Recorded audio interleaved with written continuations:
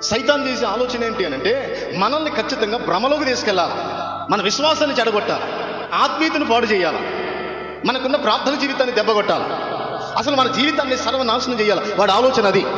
వాడి చేతికి నువ్వు నీ చెయ్యిని అందిస్తే ఎట్లా? మరి నువ్వు కాపాడబడతావు, ఎట్లా లేపబడతావు, ఎట్లా రక్షింపబడతావు, ఎట్లా దేవుని కోసం వాడబడతావు చెప్పు?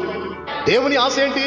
నీ పోయిన చోట నా శత్రువా, నేను పడిపోయిన తిరిగి లేచి సవాలకరంగా మాట్లాడి వాడిని ఎదిరించి దేవుని పాదాల దగ్గరికి వచ్చి కన్నీటితో ప్రార్థన చేయగలిగితే స్తోత్రం. నాకు ప్రార్థన రావట్లేదయ్యా, ప్రార్థన చేయబుద్ధి కావట్లేదయ్యా, అయ్యా ఇష్టంతో ప్రార్థన చేయలేకపోతున్నానయ్యా, ఒకప్పుడు చేసిన ప్రార్థన ఇప్పుడు చేయలేకపోతున్నా, ఒకప్పుడు కలిగి ఉన్న విశ్వాసం ఇప్పుడు కలిగి ఉండలేకపోతున్నా, ఒకప్పుడు నా ఆత్మీయత ఇప్పుడు లేకుండా పోతుంది ప్రభువా, దయచేసి ఈ బలహీనమైనటువంటి కార్యాల్లోకి నేను దిగజారిపోకుండా మరలా నన్ను బలపరచు. Praise the lord.